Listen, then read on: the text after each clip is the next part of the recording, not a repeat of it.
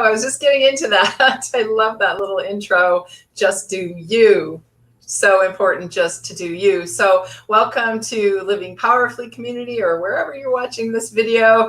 We're doing Tuesday Live, which is a mindset topic that I do every single week at 11:30 a.m. Pacific Standard Time. Today we have a special guest talking about self-love and answering the question, would you marry you? Or you can answer that question. So I'm Dr. Shelley Nash. I'm an elite level mindset coach. I help high achieving women to unlock their genius, 10x their income, and really claim the success that they want and deserve. So I have a special program called Self Mastery to Riches Academy, where I guide women through that entire process, which is really so much fun.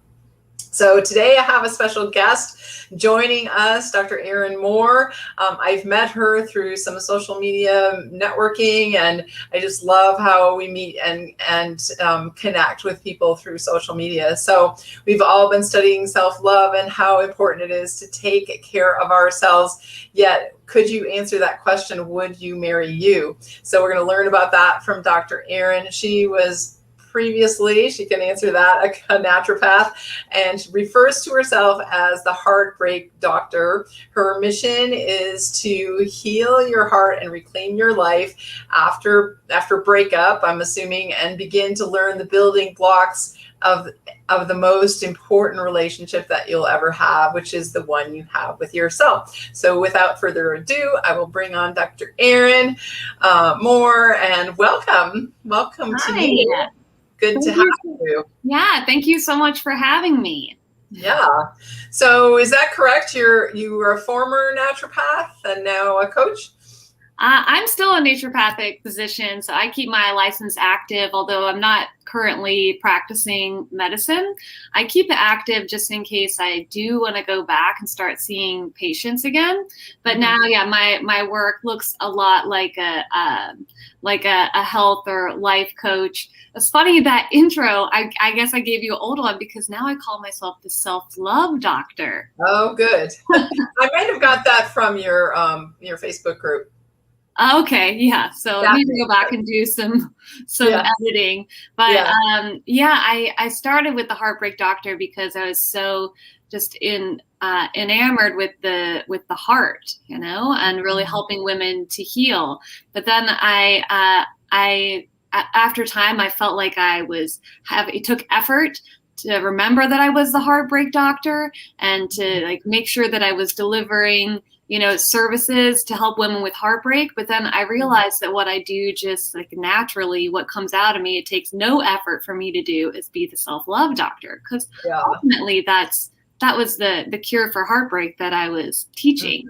For sure. Yeah, it's so interesting. I was listening to Bob Proctor this morning, and he was saying, if you're not doing what you love, stop and start doing what you love, because you have to be, if you want to be successful at what you're doing, you have to be in alignment with that, and it sounds like that's what happened naturally for you.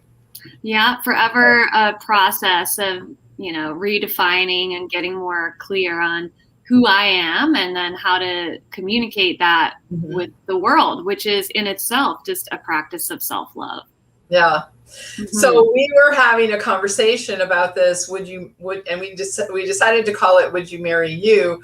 But I wanted you to just share a little bit with everyone here, and feel free to let us know if you're here, post hi and where you're from. And if you have any questions as we're talking, we're happy to answer your questions. So how that came about, marrying yourself, and just tell us more about that.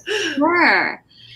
Yeah, so we learn, I know you teach a lot about self-care, and self-love is kind of like the next level, but would you marry you? Yes, can you love yourself? All right, there's a challenge, but can you love yourself enough to marry you? Which really is just the commitment for a lifetime, and really making it official, and to make your life an act of devotion, of self-love for yourself. So the way I was introduced to this concept, there's, I don't know, let me know, anybody here, if you've ever heard of or been to the festival called Burning Man. It's a big art and music festival in the desert. And I went in 2010 and looked at the agenda, and there was just on the very first day, there was a self-marriage ceremony for women, and so I was like, that sounds cool. I want to marry myself. So I just went into this like dusty little teepee with about 25 other women, and this beautiful woman kind of walked us through a ceremony of really, in a nutshell, it was identifying what we wanted in a partner, and then like doing kind of a meditative practice to really get clear, to make it clear to us that we could source that within ourselves. I can be the one to support me. I can comfort myself when I'm sad. I can make myself laugh. I can make myself feel sexy. I can do all these things for me that I'm just waiting for somebody else to do. And then we had this little ceremony, wrote and said vows to ourselves, and the rest of the festival was our honeymoon. So it was like a really fun experience, but it just stuck with me for years, and just changed my life. It was such a profound turning point for me to really realize that I could be the source of all that I could love myself in this way. And so it really just shaped over the years. That was right when I had started medical school, so it just kind of flavored my whole experience of medical school, which is kind of a bonkers experience. And it's like you're taking back, it's taking the power back from giving it up to another person, I guess. Or just realizing that you always had it. Yeah, I didn't consider it really even an option. Like you were saying, that I was waiting for the other half to make me whole. Yeah, I said that offline. I can say that again.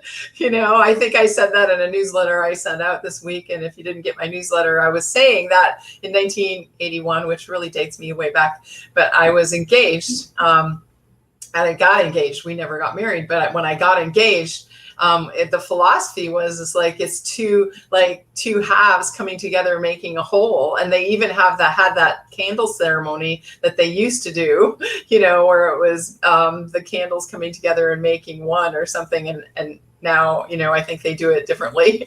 I haven't been to a wedding recently, but that philosophy of two halves coming together and making a whole in a partnership, but realizing now that, what you're talking about is you have two wholes, like loving themselves. You come together in partnership, and you can go even farther with love and love in partnership when you're coming from a place of loving yourself already. And I'm wondering, just what you had just mentioned about being in the teepee and discovering this process, and realizing that you had that power within yourself, that by having that power within yourself, by healing all of that love for yourself, do you think that is in a way more attracting or attractive to having that kind of person come into your life then? Totally. Yeah, I do see that.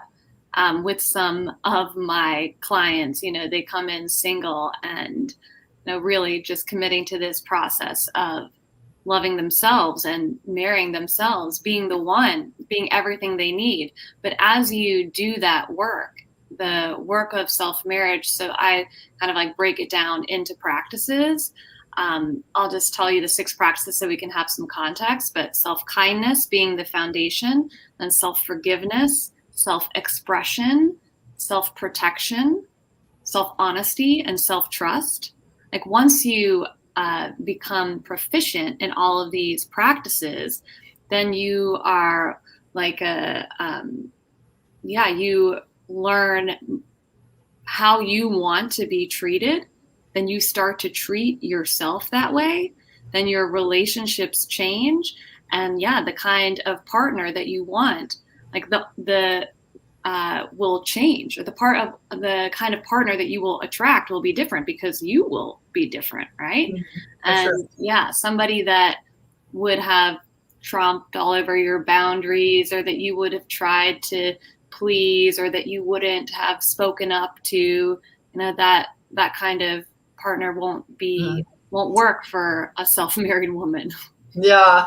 Well, now that I've asked that question and then you've answered it, I was like, oh, of course that's true, because I've experienced the opposite, in always attracting the same kind of man, which was usually, for me, it was a sex addict, and and then there was some kind of addict, and then there was a codependent aspect of our relationship that I needed something. I needed to be in that relationship in order to be loved, in order to be okay.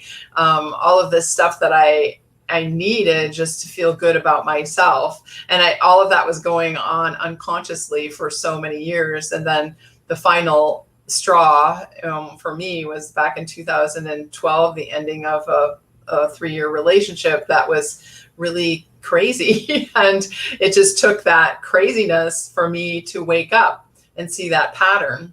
But now I see that, it was like in healing the pattern, I had to take that full and complete responsibility for myself and, heal myself, love myself enough that I don't need the love of another person to be okay, that kind of thing. And be able to set boundaries and have clarity about who I am without that other person has made all the difference in my healing.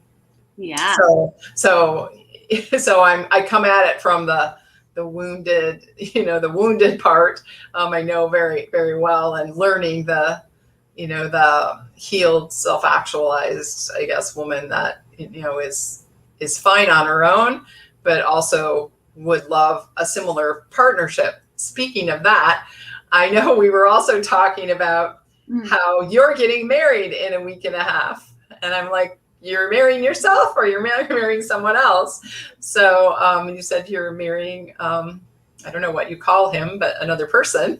And and I want to find out about what that's like for you.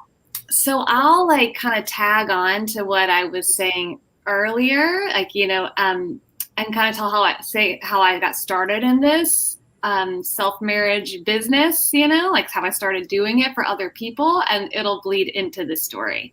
Okay. So, when I was in school, in med school, I often talked about being married to myself. This is my self-engagement ring, and all the benefits that I was getting from it, and ways that it was changing my life. And so eventually friends started asking me to marry them to themselves.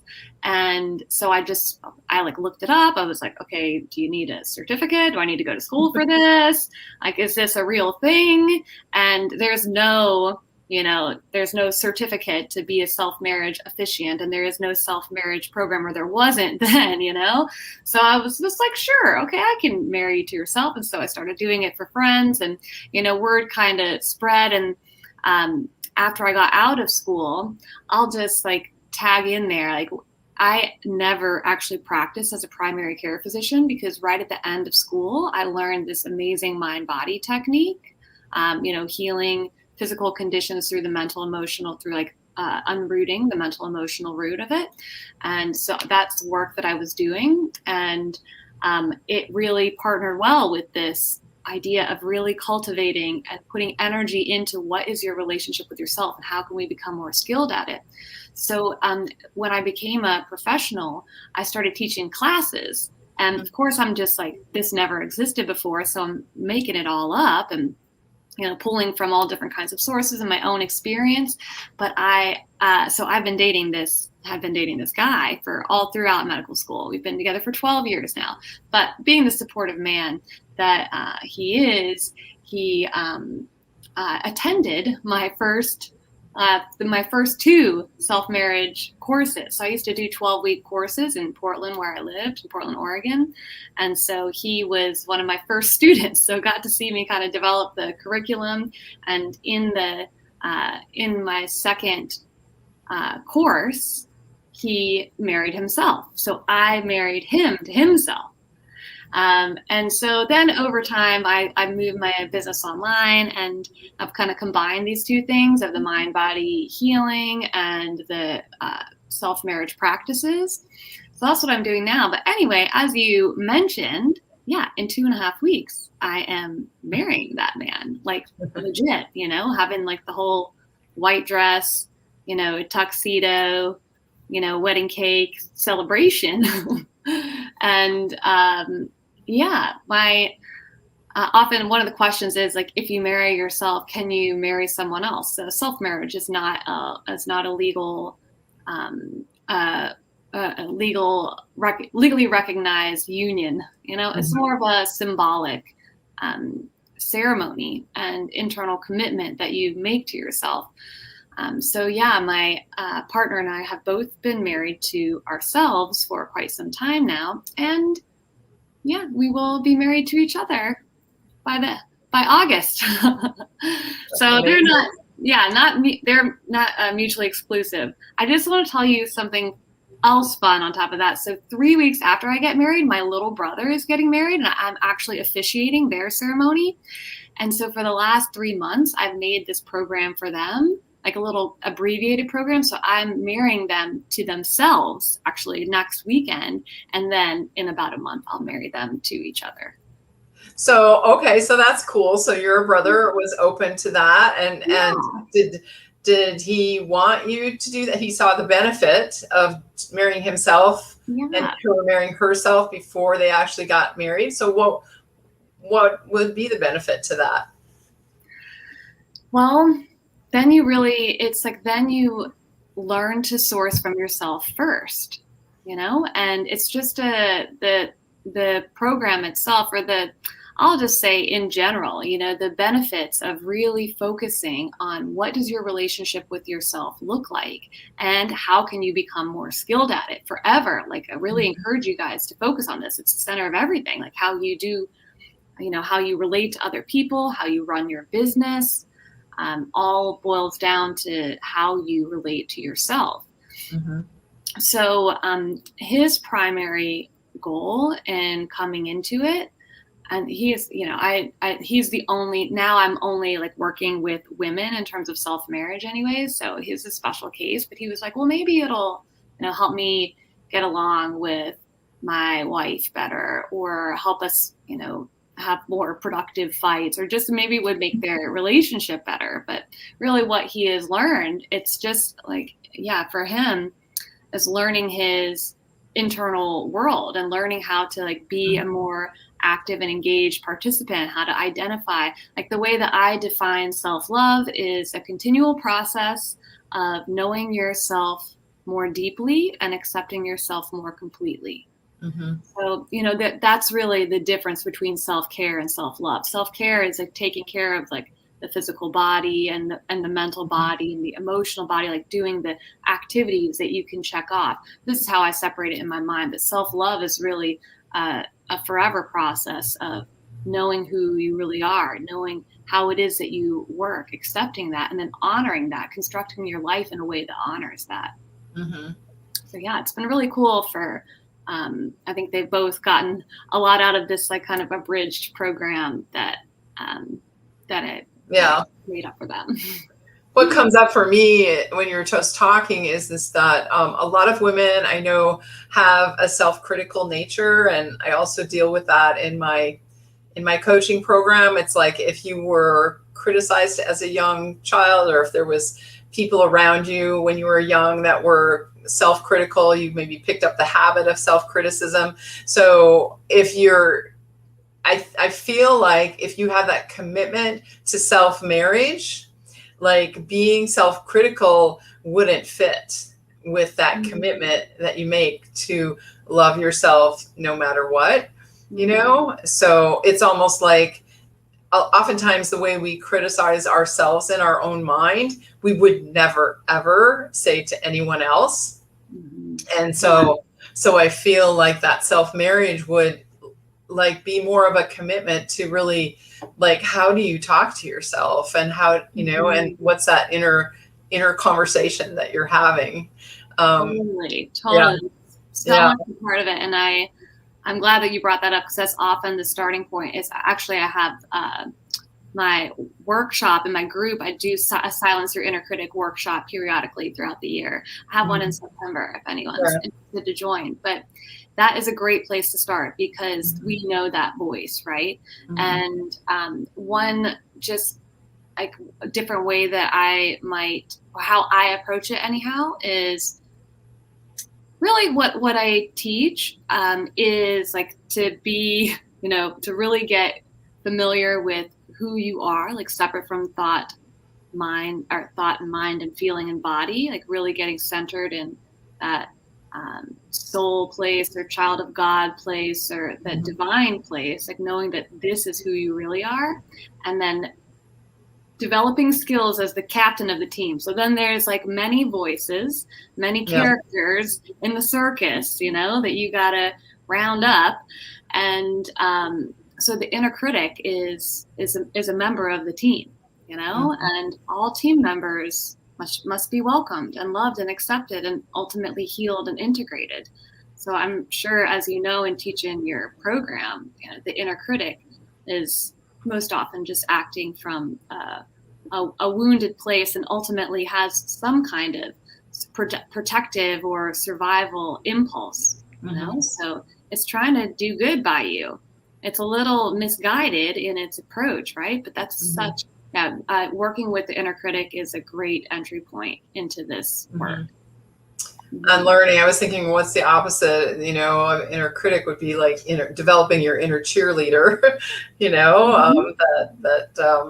That building yourself up no matter what. Like saying to the inner critic, I no longer believe you, or that was never true. It's not the truth. This is the truth. This is what I believe now. Really being able to shift yourself from one to the other. So now that I've talked to you about this, I know that this is probably valuable for anyone, no matter where they're at, single, married, partners that have been married for a long time. I can see the value of this deeper understanding of yourself, deeper commitment to yourself. We have someone doing a thumbs up from YouTube. Thank you. So what else was I going to say about that? I was just going to say, because you were talking about that truest self, and oftentimes, if you haven't studied spirituality a lot, you might not really identify, well, there's a self that's not my physical self, that's not my emotional self, that's not my thinking self. And that really true essence of who you are is really your spiritual self. Like the truest essence of who you are, your soul, is the soul that came into this body. So this body is your home for your spiritual self, and then your spiritual self goes on and on and on, keeps going forever and ever. That's what I believe anyway. So just tapping into that energy of that, because we can often, as women, probably as men too, get so attached to our physical self, makeup, hair, size, our weight, size, height, all of this stuff. We get so identified with that being who we are, but it's not really who we are. It's just the vehicle in which we express this essence of who we are. So, I don't know if there's a question there, but any comments on that? The way I like to look at it, it's funny, I was just talking about this morning, but like if you, capital Y-U, spiritual you, which I just like to leave lots of room there, because people are at all different sorts of places where, what does that mean to them? What does it feel like to them? Where is that located? Where is that awareness?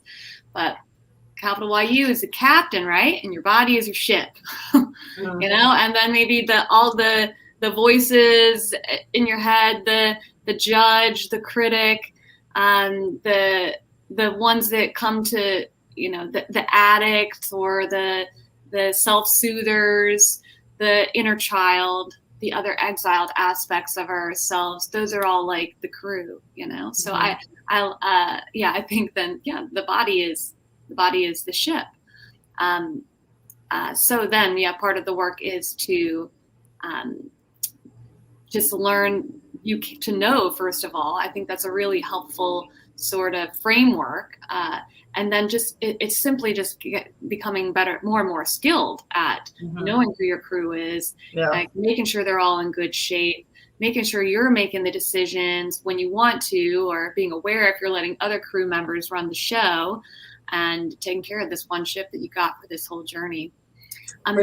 Brings to new light that you are the master of your destiny, the captain of your ship. Yeah. I did have, if we've got time maybe to end on this, I wanted to offer, just because we were talking about the inner critic before, I'm like, what's the opposite of the inner critic? Self-kindness is the foundational practice where I start all of my clients, and it has to do a lot with the inner critic, but there is one practice, it's so simple, that I teach all of my clients that only takes a few minutes. And if you want, I can teach it to your people watching. Awesome. Yeah. So the opposite of self-criticism is self-kindness. So you can do the work, right, to understand your inner critic and to know where they came from and release them. But then what are you going to fill that space with? There's a couple. One useful tool that's so simple that has changed my life more than any other practice that I've done is this tool that I'm going to teach you right now. It's called undercover kindness. So really it's just a way, like states, self-criticism, self-blame, self-deprecation. These are all like states of being, right? We can think of it that way. And a state of being is habitual. Okay, so let's think of it this way. It's like a bad habit that you got to break. And so a new habit that you want to start is self-kindness. So basically undercover kindness, it's called undercover because you can do it and no one will be able to tell that you're doing it. You can do it while you're doing anything else. And kindness, because with this practice, if you practice it every day, then you will eventually be kind to yourself. This is like the practice of self-kindness. So it's got 3 components to it. Breath, body, and words, like your internal dialogue. So it starts with breath. The first component is just being aware of your breath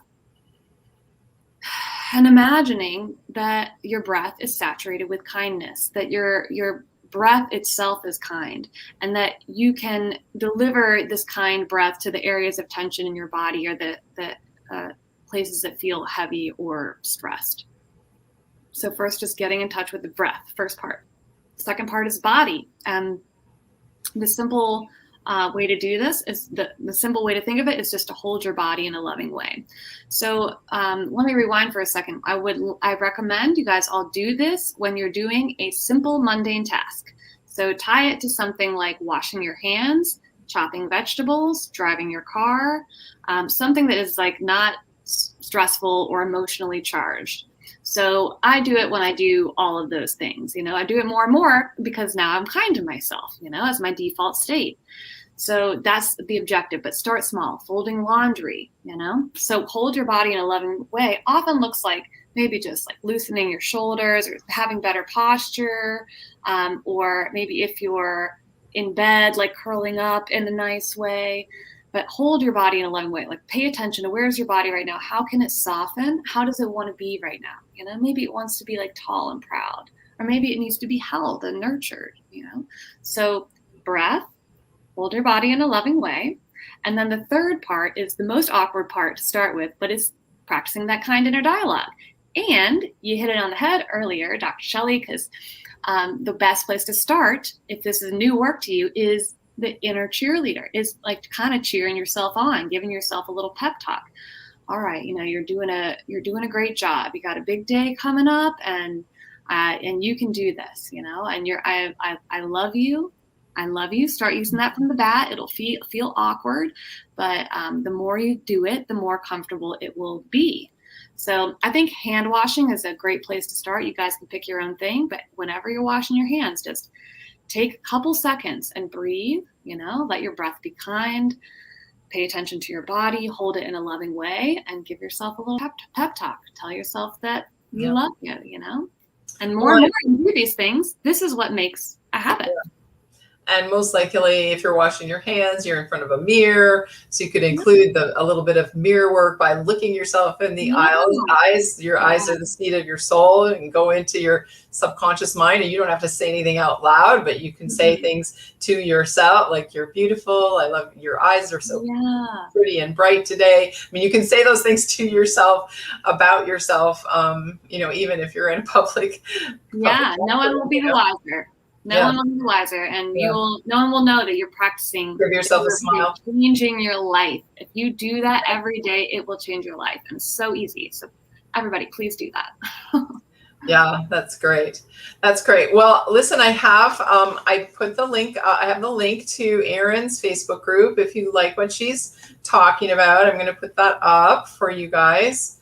Make sure I got the right one here. Heart healing. So you can check her out at her Facebook group, and that's where she does all of her stuff. So, so that would be awesome. And if you do have any questions, if you're watching the replay, Erin's in this group, so she can look for your questions as well and answer them here. If you have any more comments or anything like that, we'd love to hear what you thought of today's talk, and we can always extend it and do some more in the future. So thank you so much, Dr. Erin Moore, for being my guest today. I think we could just keep talking and talking and talking. So I have to really consciously say, I think that's not enough for today.